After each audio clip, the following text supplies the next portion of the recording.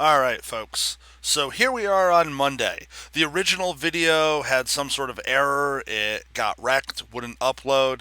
So here I'm doing another one without the live interaction, unfortunately. But so be it. Today, what we're really going to be talking about are vaccines and how vaccines work. Now, most of this, many of you have heard from health class. We're going to go over it to make sure that everybody is on the same level, everybody's heard the same information. We're also going to take a look at the anti vaxxing movement and what the science says in terms of the legitimacy of that. I've got a couple of videos for you to watch once you're done watching this video, and it should help make a lot of this clear. So, why don't we get started?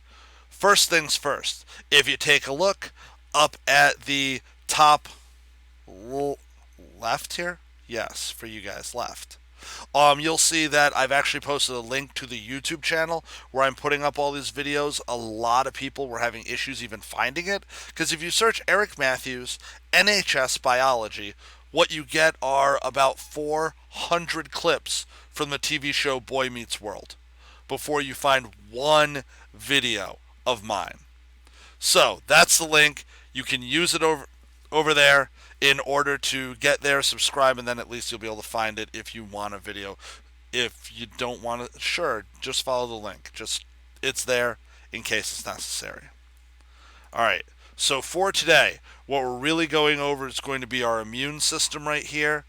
Then I want you guys to watch a few videos. Then finally, there's a worksheet to complete and to share it back with me. So, last time we talked about what the different cells of the immune system were, and I told you that you needed to know what a macrophage, a T cell, and a B cell are. So, macrophages are like the Pac-Mans. You know, they come along, and they eat things up. That's their job. The T cell's job is to analyze and identify, try to find out who is that? Are they dangerous? And then the B cell's job is to finally actually produce the antibodies that will go everywhere and neutralize whatever that invader is. So remember those three cell types. There are more. There are many more. But these are the main three that New York State will focus on for the regents. It is also worth noting, as of filming this, at 12:29 on Monday, March 23rd, the regents are still on. There's a lot of clickbait articles going around right now that are saying that New York State has canceled their testing. They have, but only 3 through 8 testing. Don't read the headline. Make sure you go and read the actual article to find out what's actually being said about it. All right, so moving on. How does your immune system identify what's an invader and what isn't? Well, it all comes down to proteins and receptors, just like seemingly everything else. And what happens is your immune cells will move along and they will just glide past other cells.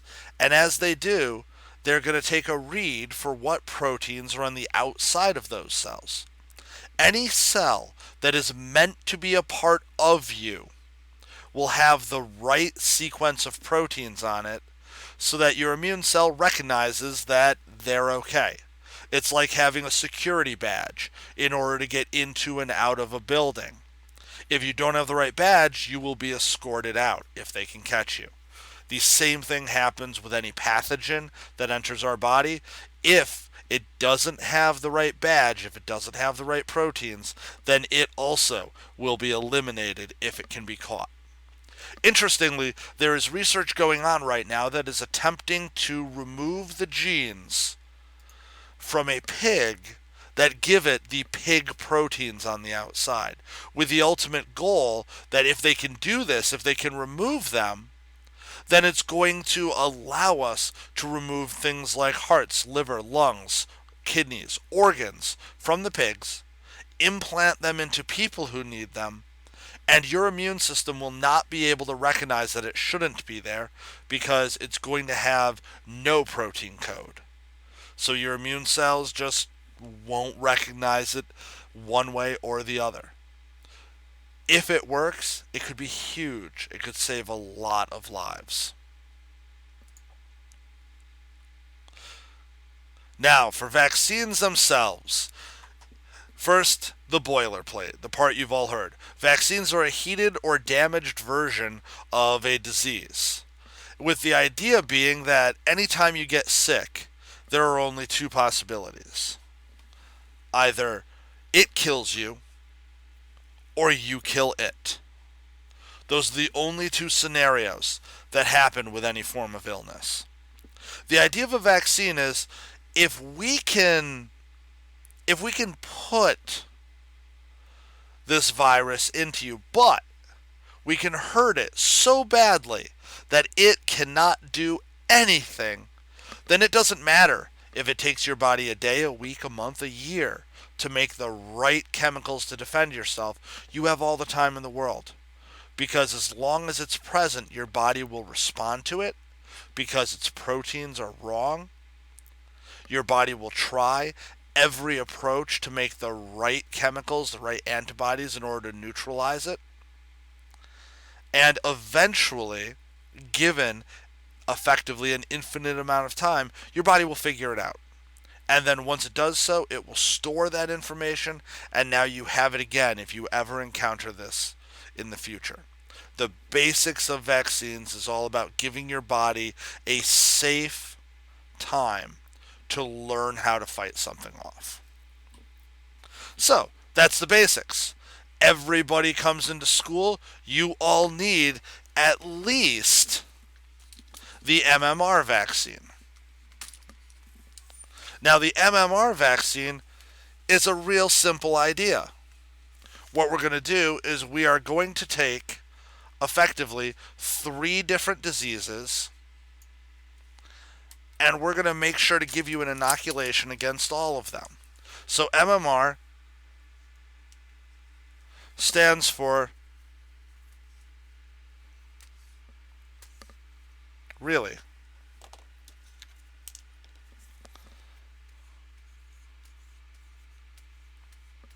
measles, mumps, and rubella. And so, in a single inoculation in this case, my incredibly bad injection syringe,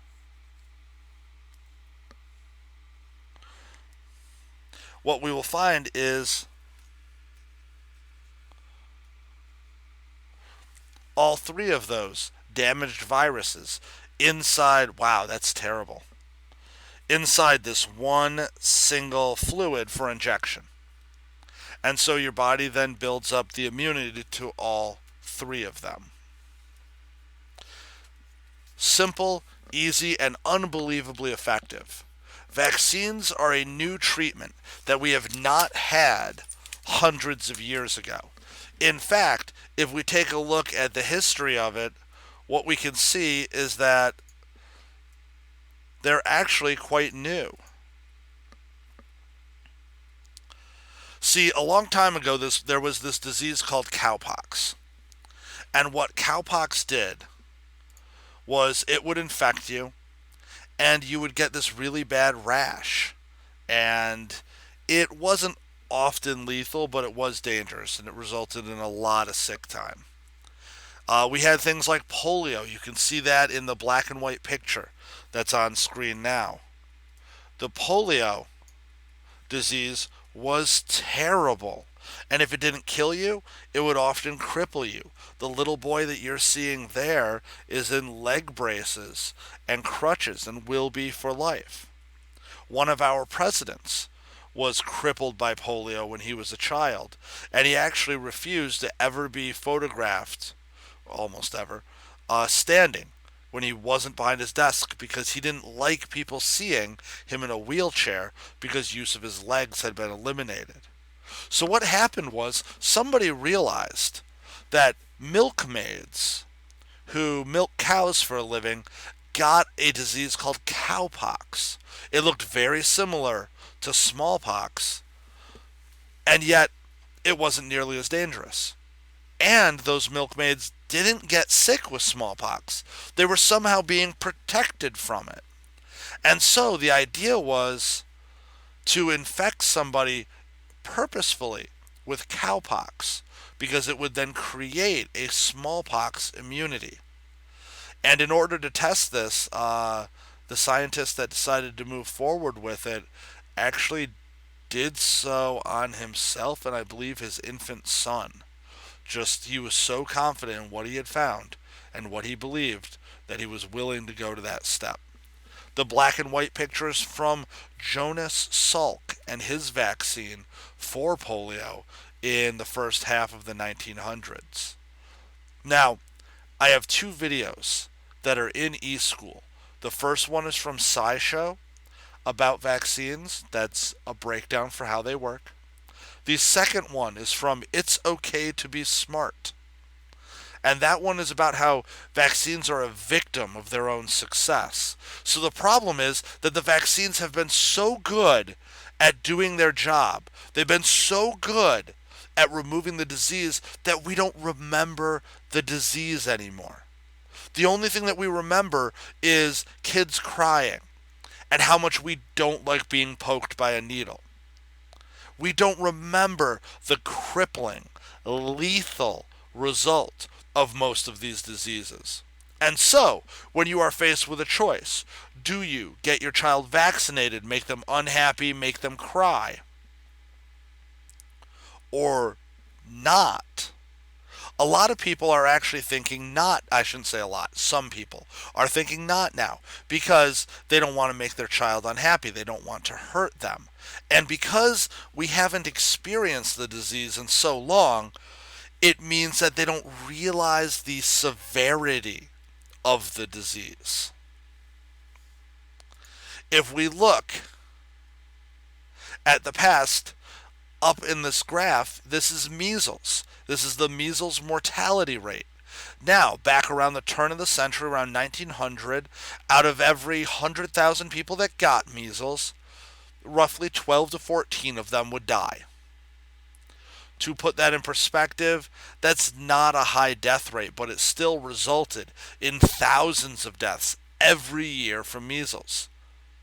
Now, the amount of measles reduced more and more every year. In 1964, the measles vaccine was introduced, and when that happened, within 3 years, measles went to zero. And it stayed that way until about 2008. When anti-vaxxers had not been vaccinating their children, and all of a sudden measles has popped back up.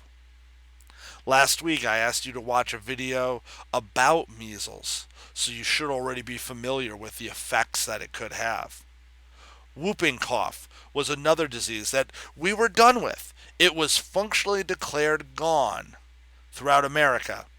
But people decided to not vaccinate their children. And so you can see that right around the year 2000 on that graph, it starts to peak and grow, and it's gotten even higher now because of something called herd immunity. You've heard a lot of this already with all the COVID-19 stuff going around. But basically the idea is if enough people in the population in the area are immune to it because they've already had it or been exposed to it, either naturally or by a vaccine, then when it tries to spread, it has no one to go to. And it can't spread. That is herd immunity. There are always some people who cannot have vaccines. Herd immunity is our way to defend them from these dangers. Now, all of this started because of the guy that you're seeing in this picture right over here. This is Andrew Wakefield, formerly Dr. Andrew Wakefield. He published a report in the Lancet, which was a pretty well-respected newspaper at the time, about the connection between autism and vaccines. Now, it's important to note, many people use the headline and his mathematical findings without actually reading the report. If I've shown you anything over the last 2 weeks, I hope it is, don't just look at something and believe it, read it. Because in his actual report, his sample size was less than 15 kids. Of those 15 kids, a number of them were eliminated from the study because they did not match the criteria he was looking for. Of the few that were left, some of them were not considered autistic. They were on the spectrum, but they were not autistic. They were included as positives in his study as well. So ultimately, the numbers that he got in order to prove that there was a link between vaccines and autism was almost entirely created. It was manufactured. Now, since then, every other scientist involved in that study, every doctor has come forward to redact their work that was done on his study. And he has been discredited. Andrew Wakefield is no longer allowed to be called Dr. Andrew Wakefield throughout any of America. Despite this, the man is still on tours going around speaking to other people and trying to emphasize the danger of vaccinations on causing autism. Now, am I suggesting that everybody goes out and you get every vaccine there is? No. No, I am not. Please don't mistake for that. A yearly flu vaccine, it can be useful, but it isn't a necessary vaccine. But for the major diseases, the ones that we have been able to control through the use of vaccines, the ones that we've been allowed to forget about, those are vaccines that everybody should use. The third video that I have from you is from Penn and Teller, from an HBO show that I can't say the name of because it's not school appropriate. Make sure you're watching the clean version of this video. But it basically compares what happens between two populations. One vaccinated against all sorts of diseases, the other one not. You'll be able to see the effect. There's a worksheet for you to fill out. When you get down to the end, it wants you to go over and draw for me what the antibody would look like that would work to help neutralize this particular threat. It gives you 3 different pictures of viruses. Technically, antibodies only work on bacteria, not on viruses, but the idea will still function for anything that the New York State Regents exam is going to ask you. So, feel free, just remember, the antibody has to connect to one of the proteins that's being presented on the outside of that pathogen. Keep that in mind. Everything else should be pretty straightforward. When you're done with the worksheet, please make sure to share it with me, take a picture and send it to me, email a copy, any of those methods. I'll see everybody tomorrow where we'll have our next lab on infection. Have a good day.